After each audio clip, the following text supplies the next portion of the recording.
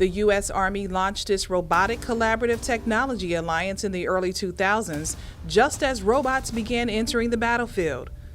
With the global war on terrorism came IEDs, and to combat them, the U.S. military teamed with industry and academia to tackle what would become its greatest challenge, replacing teleoperated robots with autonomous systems that could turn robotic tools into robotic teammates. Lives depend on our robots being precise, being accurate, and being dexterous. Through focused research pursuits, the Army is advancing research to solve some of the most difficult problems facing Allied forces. By collaborating with America's top academic institutions, the Combat Capabilities Development Command Army Research Laboratory is pushing the frontiers of scientific research to help robots autonomously perceive, plan, and interact. The military and the Army context means that you can't know the environment ahead of time. It's going to change. Much of today's advancements in robotics, autonomy, and artificial intelligence is credited to the foundational research pursued by America's military and its university and industry partners. Strategic investments in defense-led foundational research has resulted in advanced science in 4 critical areas of ground combat robotics that affect the way U.S. warfighters see, think, move, and team. Academia is all about solving the most challenging problems out there. This collaboration is about developing the algorithms that look at the problems in a basic shape and form, find the algorithms that solve those problems, and then transitioning those algorithms into the technologies that are much more mature. And this is where the Army and collaboration with industry really helps, because researchers on the Army side can actually take those algorithms and actually build the technologies that can solve the problems using the algorithms that were developed in academia. Here at MIT, we've tried really hard to provide value to the Army Research Lab through the various programs and by working with the researchers. We've developed new forms of planning algorithms. We've developed new forms of algorithms that allow robots to team naturally with human partners. So for instance, I in my research lab with my students and my postdocs, we've developed a number of systems that allow a robotic wheeled vehicle or a robotic mobile manipulator to actually take instructions from a human operator or a human partner, carry out complex temporally extended tasks over long distances in order to meet the needs of the warfighter. And so we're developing new kinds of algorithms, we're developing new models, and we're showing how these systems can perform well, can perform at Army tempo, at op tempo, without the training data that most existing systems assume. I think I have been involved in the RCT program for 6 years. I think this is very rewarding experience for me because it allows me to interact with people, especially talented scientists and engineers from the different places.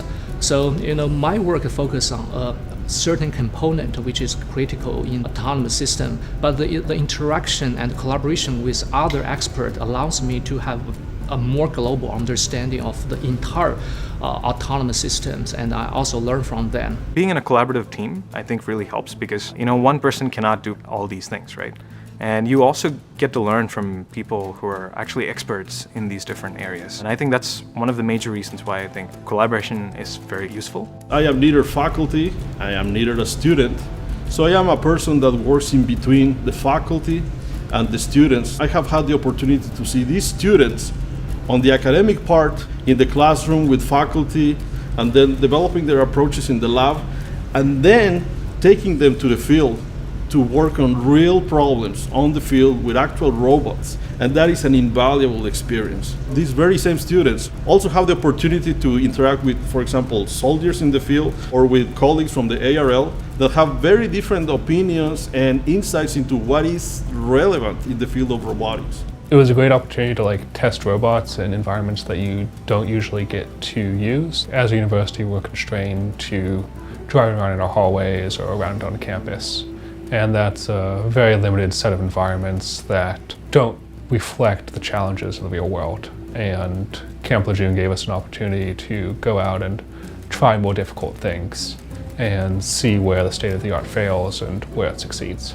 The RCTA project has been invaluable in helping us take some of the research that we're doing and partner with researchers and engineers in the Army and put it out in the real world to see how it performs. Some of the lessons learned are very harsh. The algorithms that I thought I had created that would work really well out in the real world ended up not performing well at all when subjected to the harshness of the real world.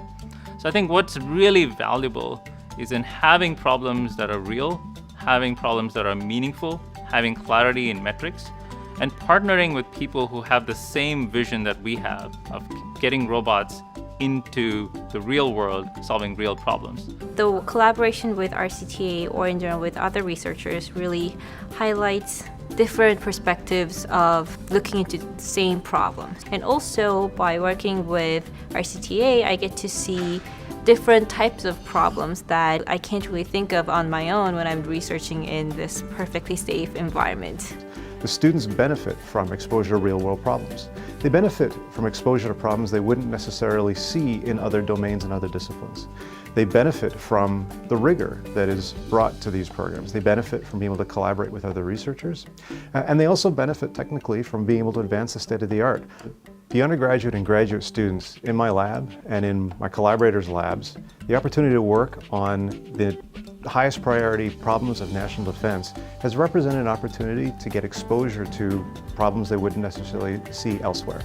Knowing how to get rid of a lot of the assumptions that exist in a lot of commercial systems and put them into systems for the military context is hugely valuable for the students. I got to visit the Army Research Lab and hear a lot more about what was going on and have ongoing dialogue with the researchers where they would pose problems and questions that I would then go off and it would shape my research direction. So I was also funded under the RCTA during my faculty career.